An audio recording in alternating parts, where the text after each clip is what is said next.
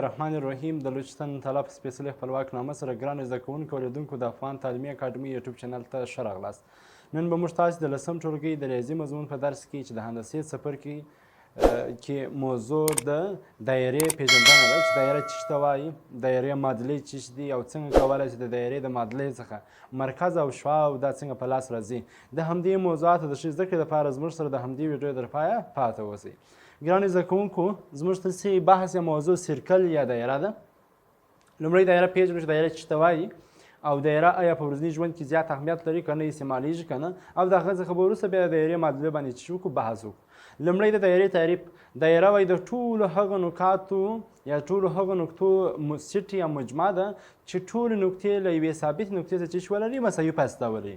د ټولو هغو نقطو سیټ چې ټولې نقطې د یوې ثابتې نقطې څخه مساوي فاصلې ولري، داسې یو نقطو سیټ ته بیا موږ ته په ریاضي کې په هندسه کې څه وایي، دایره وایي. که چیرې دې شکل ته تاسو متوجه سئ، دا یو شکل د نقاط مثلا د نقاط یو مجموعه ده، دا ټولې داسې نقطو څخه جوړ شوی شکل دی. که چیرې یو څوک پر دې شکل باندې نقطې وټاکي، دا ټولې نقطې به له یوې ثابت نقطې څخه څه لري، مساوي فاصلې لري. کله چې داسې یو شکل چې دغه ټولې نقطې له یوې ثابت نقطې څخه مساوي فاصلې لري، داسې شکل ته موږ دایره وایي. که چیرې دلته یو ثابته نقطه انتخاب کړو، منځنۍ نقطه، که دا نقطه د پی نقطه وټاکو، پی نقطه به له دې ټکي څخه بیا د او د نقطې څخه، که دا نقطه د آر په نامه وټاکو، د آر نقطه فاصله له او څخه، که دا نقطه د ټي په نامه وټاکو، د ټي فاصله له او څخه، که دا نقطه د ایچ په نامه وي، د ایچ نقطه فاصله له او څخه، او که دا مثلا د ان وي، د ان فاصله له او څخه، ټولو نقطو یعنې هر نقطه چې موږ تاسو وټاکو هغه به له دې یوې ثابت نقطې څخه څه لري، مساوي فاصله لري. نو داسې شکل ته بیا موږ تاسو څه وایي، داسې یو شکل ته بیا موږ تاسو دایره وایي چې دغه ټولې نقطې له یوې ثابت نقطې څخه څه ولري، مساوي فاصله ولري. نو د دغسې نقطو مجموعې ته یا د دغسې نقطو یو ځایوالي ته یا دغسې ډول منحني ته بیا موږ تاسو کوم ډول منحني وایي، دایره ویل کېږي. اوس نو چې دغه ثابت نقطې ته په دایره کې چې موږ تاسو د او نوم ورکړی و، دې ثابت ټکي ته، دې ثابت ټکي ته بیا په دایره کې موږ تاسو سینټر وایو. ثابت نقطه ده. دا ثابت نقطه بیا موږ تاسو د دایرې د مرکز په نامه یا د سینټر په نامه یادیږي. سینټر یا مرکز، یعنی چې ټولې نقطې له یوې ثابت نقطې څخه مساوي فاصله لري، هغې ثابت نقطې ته په دایره کې څه ویل کېږي، مرکز. او د ثابت نقطې څخه بیا د یو نقطې پر دغه فاصلې ته بیا موږ تاسو د دایرې څه وایي، راډیس یا شعاع.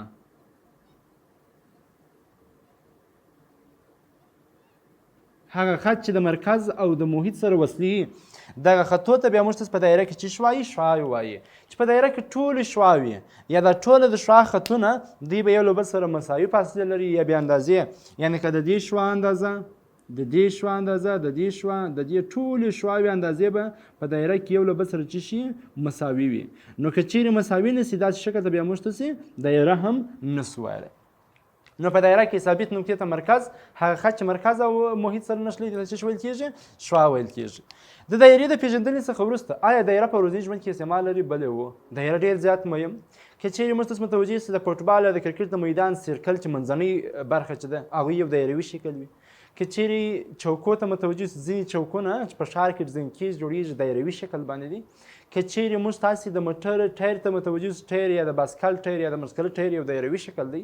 که د ماشین په داخل کې ځینې پرزجاتو ته متوجه سئ، ځینې پرزې دا د ماشین جوړښت شکل لري. لمر ته که متوجه سئ، سپوږمۍ ته که متوجه سئ، هغوی یو دایروي شکل چې کله وینې بشپړ یو پوره شکل وي، په هغه وخت کې یو دایروي شکل څخه څه کېږي، شکل دی. نو دایره په ورځني ژوند کې خورا ډېر زیات استعمال ځایونه چې دي، نور مثالونه هم لري. موږ چې تحلیلي هندسه په 10م صنف کې شروع کړې ده، تحلیلي هندسې موضوع هدف هم همدا و چې د الجبري معادلو او هندسي اشکالو ترمنځ اړیکه وڅېړو. دایره چې موږ وپېژنو، د دایرې لپاره باید موږ په یوه جبري فارموله باندې وپېژنو چې دغې دایرې معادله داسې یو شکل ده. د دایرې لپاره موږ دوه ډوله معادلې لرو، یو معیاري معادله او یو بیا عمومي معادله ده. د دایرې معیاري معادله چې کله موږ تاسو وایي، هغوی دوه حالات دي. یو یې داسې حالت دی چې مرکز یې په مبدا کې وي، مرکز په مبدا کې وي. کله چې د دایرې مرکز په مبدا کې وي، د داسې دایرې معادله چې بیا کله موږ تاسو وایي د دې لپاره دایرې لپاره بیا معادله په داسې شکل سره ده، x مربع جمع y مربع مساوي کېږي په چا سره، په r مربع. دا د هغه دایرې معادله ده چې د هغې دایرې مرکز په چیش کې وي په مبدا کې وي.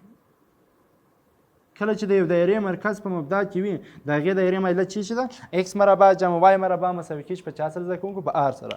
په دې کې بیا که زموږ ته پوښتنه وشي په دوه شیانو کې پوښتنه کېږي په دایره کې په معادله کې یو مرکز پوښتنه کوي ځکه دا واقع مرکز د دې معادلې مرکز 0 و 0 په مبدا کې دی او یو بیا د شعاع پوښتنه کېږي یعنی یو د مرکز پوښتنه کوي چې مرکز یې پیدا کوي او بل د شعاع پوښتنه r بیا شعاع راشي.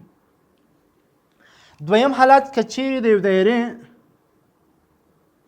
چې د دایرې مرکز په اختیاري نقطه کې وي چې د دایرې مرکز کله چې د دایرې مرکز په اختیاري نقطه کې وي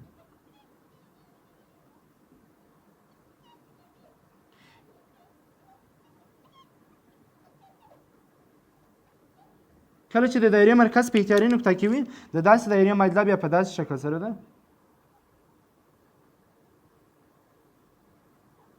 x منفي h کل مربع جمع y منفي k کل مربع مساوي کېږي په چا سره په r مربع سره. دا د هغه دایرې معادله ده چې د هغې دایرې مرکز د مبدا څخه و بل ځای نقطې ته یا یو بل یوې اختیاري نقطې ته چې شوی وي انتقال شوی وي.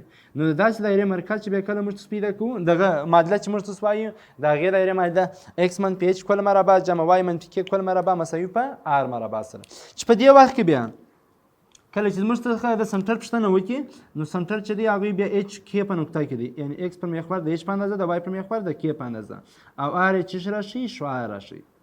اوس نو کله چې د دایرې معادلې موږ تاسو په دوه حالاتو کې وڅېړلې یو چې مرکز په مبدا کې او بل چې مرکز په اختیاري نقطه کې وي د همدې موضوعاتو د ښې زده کړې لپاره غواړو چې په مثالو باندې بحث وکړو. لومړی مثال x مربع جمع y مربع مساوي کېږي په 9 سره وایي دا که چیرې د دایرې معادله وي همیشه په یاد ولرئ په دایرې په معادلې کې د x مربع او د y مربع ضریبونه باید همیشه یو له بل سره څه شي مساوي وي که عدد هم راځي باید یو له بل سره څه شي مساوي وي. اوس وایي د دې دایرې د معادلې تاسې شعاع او مرکز یې سنټر پیدا کړئ او شعاع پیدا کړئ. موږ ته چې کله د دې سنټر او شعاع پیدا کوو موږ وایي دا خو هغه حالات چې دایرې مرکز په مبدا کې وي نو سنټر خو 0 و 0 دی دا یوه برخه پیدا سي. r چې کله پیدا کوو د r مربع پر ځای ځکه دا د r مربع قیمت و د r مربع پر ځای نه راغلی دی نه کله چې د r مربع پر ځای نه راغلی دی د r مربع به مساوي په نه د دواړو طرفو چې نیسو جذر د r مربع جذر r دی د نو جذر څو دی 3 نو ویلی شو چې د دې دایرې شعاع څو واحده سوه 3 واحده نو سنټر یې 0 و 0 دی او شعاع د دغې دایرې د معادلې چې موږ په لاس راوړو هغه څو ده 3 ده. دویم مثال معادله راکړې وای د دې شعاع او سنټر تاسو په لاس راوړئ حل سنټر بیا هم 0 و 0 په نقطه کې دی ځکه مرکز په مبدا کې دی او شعاع چې کله لاسته راوړو د r مربع پر ځای 15 راغلی دی نو r مربع مساوي کوو په چا سره په 15 سره د دواړو طرفو چې جذر ونیسو r به مساوي سي د 15 جذر چې پوره جذر نه لري د هغسې پرېږدو جذري شکل نو شعاع یې څو سوه دا یې د شعاع قیمت پیدا او هغه یې سنټر پیدا. ځینې وخت داسې یو سوال کې دریم حالت چې مخکې خو سوالونه موږ ته داسې بحث پر وکړي چې معادله بیا راکړې موږ ته به سنټر او چیش پیدا کړی شعاع. اوس که چیرې د یو دایرې شعاع او سنټر راکړي وایي تاسې دایرې چې وکړئ معادله په لاس راکړي برعکس سنټر او شعاع دې پیدا کړې ده وایي تاسې هغه اصلي معادله په لاس راوړئ چې د کومې معادلې څخه دې په لاس راوړي دي. نو بیا په دې وخت کې چې کله سنټر 0 و 0 وي موږ ته چې کله اصلي معادله په لاس راوړو خو معادله عمومي جوړښت داسې و x مربع جمع y مربع مساوي کېږي په چا سره په r مربع یوازې x y پر ځای قیمتونه نه ایږدو دا خو سنټر مرکز په مبدا کې د r پر ځای قیمت ایږدو x مربع جمع y مربع مساوي کېږي په 4 مربع x مربع جمع y مربع مساوي کېږي په 14 نو ویلی سو دا د هغې دایرې معادله ده چې شعاع یې 4 واحده وي او سنټر یې په مبدا کې وي د هغې دایرې معادله څو د x مربع جمع y مربع مساوي په 14 سره. څلورم مثال هغه درې مثاله موږ تاسو په هغه حالات کې حل کړل چې مرکز یې په کوم ځای کې وي د یو دایرې په مبدا کې وي. څلورم مثال یې داسې وایي کله چې د یو دایرې مرکز د مبدا څخه یو بلې اختیاري نقطې ته تللی یي د داسې دایرې معادلې مرکز به موږ تاسو څنګه کولی سو چې د داسې دایرې مرکز او شعاع په لاس راوړو. موږ تاسو چې کله معادله راکړې ده چې x منفي 2 کل مربع جمع y منفي 1 کل مربع مساوي کېږي په چا سره په 1 سره د دې دایرې چې کله موږ تاسو سنټر او شعاع په لاس راوړو یو شی باید ستاسې زده کوونکو په یاد وي نوټ کړي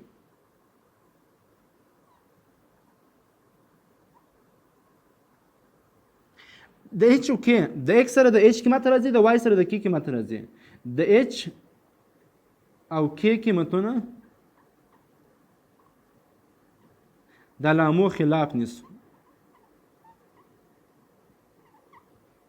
د H او K قیمتونه د علامو خلاف نیسو. یعنی د علامو خلاف څخه هدف څه دی؟ که چیرې منفي عدد راغلی وه موږ یې مثبت نیسو، که چیرې مثبت راغلی وه موږ څه نیسو؟ منفي. نو اوس دا سوال چې کله موږ تاسو حلوو حل د X سره H دی، H منفي 2 دی، ته به خلاف د علامې نیسي مثبت 2 H پیدا شو. د Y سره چې کومه برخه راځي هغه د K ده، K منفي 1 دی، ته به خلاف د علامې نیسي چې کېږي مثبت 1. H کې چې کله پیدا کړه نو سنټر هم پیدا شو. سنټر یې څو دی؟ H 2 دی او K 1. دا د سنټر نقطه پیدا مرکز. شعاع چې کله پیدا کوو د R مربع پر ځای 1 راغلی دی، نو R مربع مساوي کو په 1 سره د دواړو طرفو چې جذر ونیسو R به مساوي په 4 سره سي په 1 سره. شعاع هم څه پیدا شو؟ شعاع یو واحد ده او مرکز چې دی هغې د C نقطه چې ده 2 و 1. پنځم مثال، که چیرې داسې یو معادله یې راکړې وي چې په هغه حالت کې چې مرکز یې په اختیاري نقطه کې یو برخه صفر وي یا H برخه یا K برخه صفر، هغه برخه نه لیکل کېږي. سوال یې راکړی دی X مربع جمع Y مثبت 2 کل مربع مساوي کېږي په 9 سره. وایي د دې معادلې څخه تاسې مرکز او شعاع په لاس راوړئ. د X سره خو موږ ول H راځي، دا چې کوم قیمت د X سره نه دی لیکل شوی په دې ځای کې بیا X چې دی صفر دی. حل د H د برخې قیمت چې دی صفر دی. د K خلاف علامه نیول کېږي مثبت 2 دی، ته به خلاف علامه نیسي منفي 2.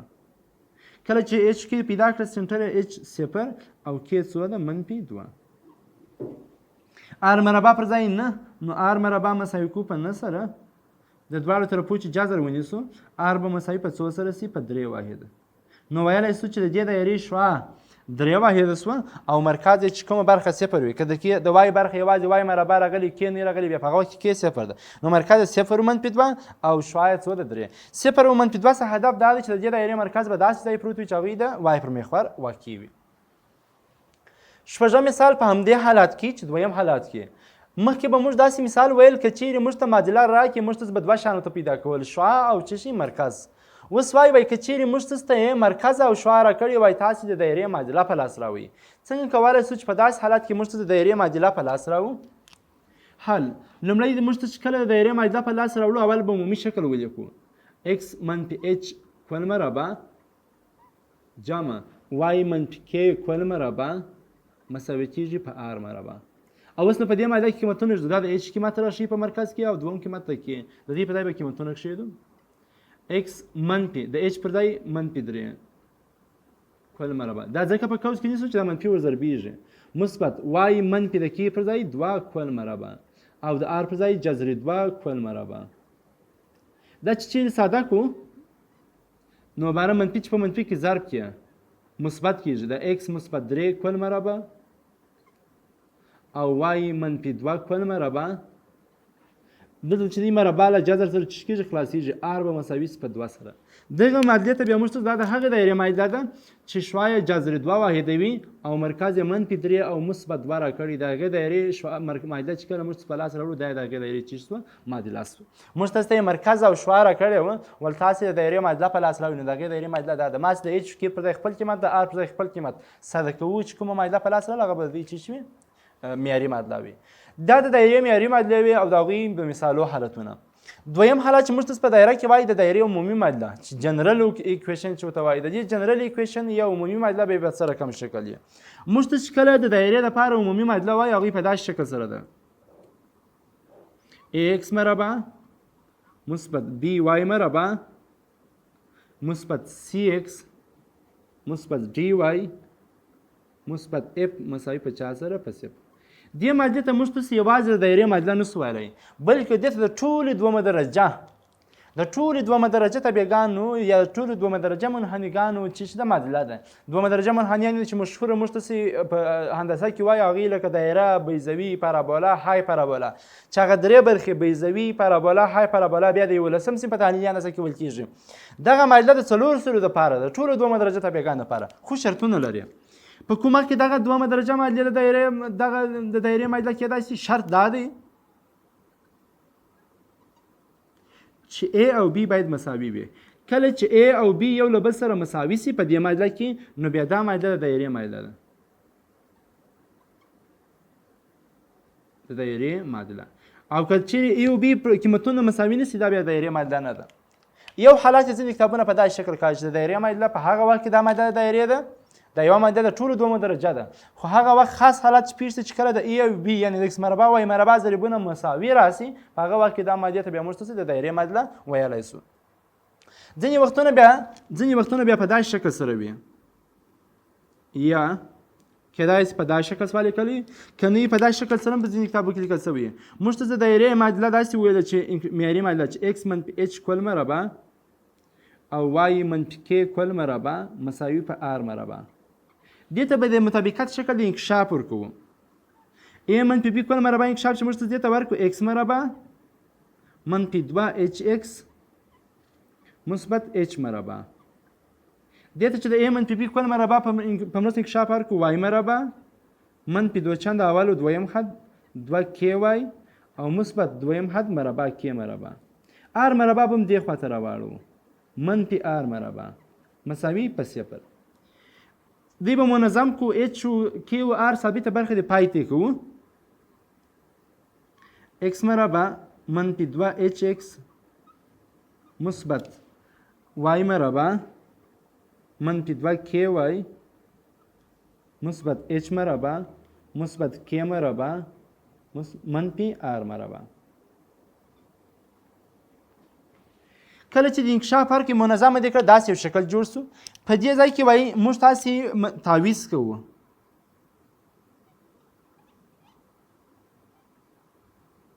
د نور ته تعویض لپاره چې ځینې برخې چې شو وکړو تعویض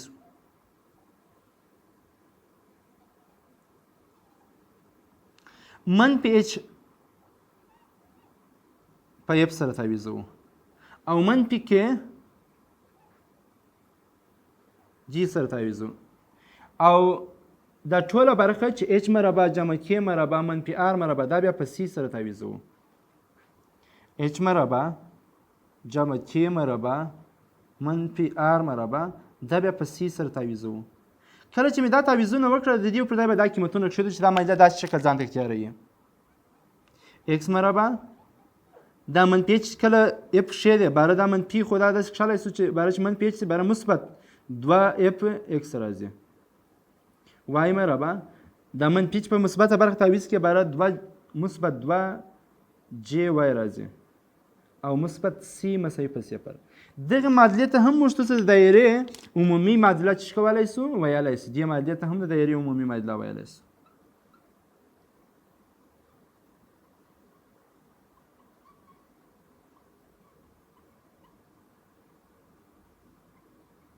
د دایرې نو د دایرې معادله په دوه شکله کېدای سي.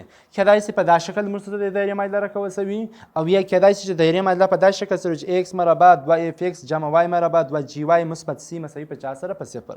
چې د دې عمومي معادلې څخه بیا چې موږ تاسې مرکز پیدا کوو، مرکز د پیدا کولو لپاره بیا داسې فارمول سی منفي اف او منفي جی. دا یې مرکز او شعاع چې کله پیدا کوو شعاع دپاره بیا داسې فارمول دی اف مربع جمع جی مربع منفي سی تر جذر لاندې. دا یې د شعاع پیدا کول ده. یعنې کله چې موږ تاسې عمومي معادله یې راکړې شعاع چې کله پیدا کوو او مرکز چې دی منفي اف او منفي جی او شعاع چې پیدا کوو اف مربع جمع جی مربع او منفي سی سره چې کولی سو په لاس باندې راوړلی سو چې د دې د دایرې عمومي معادله یا انکشافي معادله هم ویلی سو.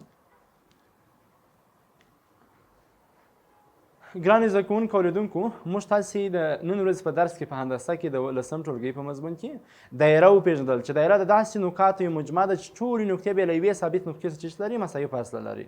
هغه ثابت نقطې ته په دایره کې مرکز او هغه فاصلو ته چې د مرکز او د ټولو نقطو ترمنځ واقع دي هغې فاصلو ته بیا موږ ته د دایرې شعاع ویل کېدل. وروسته له دې څخه موږ ته د دایرې معیاري معادله وویل چې هغوی دوه حالته وي. که چیرې د دایرې مرکز په مبدا کې معیاري معادله اکس مربع جمع وای مربع مساوي په آر مربع ده او که چیرې د دایرې مرکز د مبدا څخه یو بل اختیاري نقطې ته تللی بیا په دې وخت کې د دایرې معادله اکس منفي اچ کل مربع جمع وای منفي کې کل مربع مساوي په آر مربع سره ده. د دې معادلو څنګه موږ کولی سو چې مرکزونه او د دې څخه شعاع په لاس راوړو پر همدې باندې موږ تاسې بشپړ معلومات لاسته راوړل. ګرانو زده کوونکو اوریدونکو زموږ تاسې د نن ورځې درس پر همدې باندې پای ته ورسېدی. تر بل دا ظرف چې زه ستاسې په خدمت کې حاضرېږم په لوی چتن تعالی مې سپارم ښې چارې ښه وخت